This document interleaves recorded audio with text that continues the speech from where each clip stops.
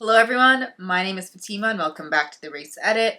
And if you're new here, welcome to the Race Edit and welcome to a new video. If you haven't been able to tell by the title already, this video is about two frenemies, two rivals, two of Formula One's greatest drivers, and that is Lewis Hamilton and Fernando Alonso.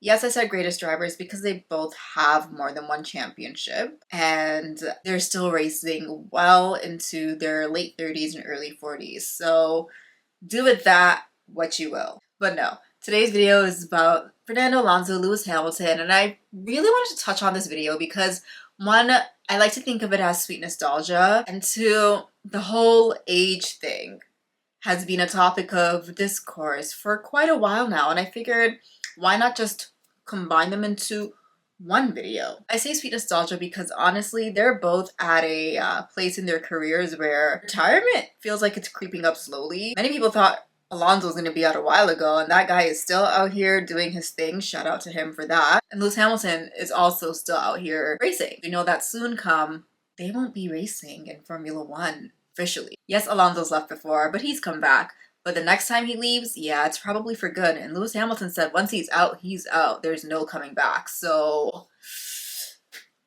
I really want to talk about Hamilton and Alonso's impact on the sport. Not only are they two of the oldest drivers on the grid right now, they're also two of the most experienced drivers on the grid as well. And while these past few years for Hamilton have been quite tumultuous, and for Alonso, these past many years have been very up or down for him, the impact that they have on the current Formula One grid, I don't think that can be dismissed or ignored. And what I mean by that is when we talk about these two drivers, the first thing people always mention is their championships and their age. Especially for Alonso, he's the old dog who still has the drive. Hamilton, he's getting there also. I think it's so interesting because when we look at Formula One of right now, all the drivers are currently in their early to late 20s. And if you look at F2, there's drivers coming up the rank that rightfully deserve a seat in Formula One. There's just unfortunately not enough seats in the sport, which there should be, but that's a conversation for another day. And there's a lot of discourse about how maybe it's time to, let the younger drivers have a chance. There's old dogs need to leave. And I'm not talking about specifically Hamilton or Alonso. Really, I'm talking about any driver that's over like the age of 30 that just so happens to have a bad race. There's many people who are like, well, I think it's time for them to retire. And I really want to talk about that because I think that's quite silly. If I were a driver, I would hate coming online and seeing people say, well, you're old now, so it's time to leave. In real life, most people don't retire until they're like 65. Obviously for athletes it's a different story, but I do have to say, if you look at the history of Formula One, when you think about when Formula One first commenced way back in 1950 something, it was they weren't young. It was rich older men who were racing. Obviously the Formula One of the 1950s and the Formula One of 2024 is very different, but that was the age range that was racing in the sport. Even if you take a look over at Nigel Mansell, he won his World Drivers' Championship at the age of 39. The age argument never really made sense to me personally when it comes to Formula One because, we've seen drivers succeed in the sport past the age of 35. If we even move past Formula One and go into a different sport, if we go into a different world, like let's say, I don't know, football. Tom Brady won a Super Bowl at the age of, I think, 43, and that is a high impact sport. And he was still kicking it. That's only a year older than Alonso is right now. If I'm correct, I'm pretty sure Alonso's 42 and Tom Brady won it at 43. It's been done in previous sports. We still see the likes of LeBron James still playing basketball, Ronaldo still playing soccer or football. Carlos Sainz Sr. won the Dakar Rally last year at the age of 62. That's insane. So whenever we have the conversation of age in Formula One, I know the high speeds and the fast reaction times is crazy, but I don't know. That argument, whenever I see it, I'm like, guys, athletes are playing their sports at any age. I think if you still have the drive, if you still have the hunger, if you still have the passion, why would you stop? And if you're still showing results, why would you stop? Alonso's still showing great results for his team. Hamilton's still doing pretty well. I mean, if he wasn't, would Ferrari have signed him? No. If Alonso wasn't doing well at Aston Martin, would they have re-signed him? No. I mean, if we look at Hulkenberg, I think he's the third oldest driver on the current grid. He also just signed to Kick Sauber for next year. Sergio Perez got re-signed to Red Bull for the next 2 years. I'm bringing these drivers up specifically because these are some of the oldest drivers on the grid, but yet they're the ones who currently are secure for the next few years when it comes to racing. I'm not talking about the McLarens who have drivers who are young and these drivers were not out of contract, so they were fine, safe, and secure. I'm not talking about the Alex Albons or the Charles Leclercs. What I'm talking about is you have Alonso, Hamilton, Hulkenberg, and Checo, all secured seats, all drivers who have been racing for goodness knows how long. And that just goes to show that in this era of Formula One, it's not about being young, it's about the experience that these drivers can bring to these teams. And that is what's really important. So while I would love to see like the likes of the Liam Lawsons or the Jack Doohans or the Ollie Behrmans race in Formula One, I understand why teams are sticking with the drivers that have been in the sport. It sucks. But again, that's a conversation for a different day. That's a conversation for maybe we do need more teams in Formula One in order to give these drivers a chance. Because yeah, it is unfair, but unfortunately, Formula One is not that fair. So that's what I have to say when it comes to the age thing. I hope I made sense. I want to talk about Hamilton and Alonso and their history in the sport. We're starting off with Fernando Alonso because my goodness gracious, this man. He debuted in Formula One in 2001. Is it not crazy that he's been racing for as long as Oscar Piastri's been alive? Yeah. I think that's hilarious, actually. I love that for him. He debuted in Formula One in 2001. As we know, he is a two-time world champion. He won his first championship in 2005, and he was driving for Renault. His second was in 2006, again, driving for Renault. After 2006, he then moved over to Mercedes McLaren, and we all know how that story goes. He was teammates with a young driver by the name of Lewis Hamilton, a rookie. And them being teammates began the start of their very long and interesting rivalry. Thank you, Alonso. Alonso then left Mercedes McLaren after the 2007 year to move on to, I guess, greener pastures in the trajectory of his career. He has driven for Renault, McLaren, back to Renault, then to Ferrari, then back to McLaren. Then he took a sabbatical. Then he went back to Formula One. He drove for Alpine, and now he's here to stay with Aston Martin. Another one, thank you. And one thing about Alonso, if it's not working, he will leave and he will find something better. And you know, he does what we all want to do when we don't like our jobs. He quits and he goes to find something better.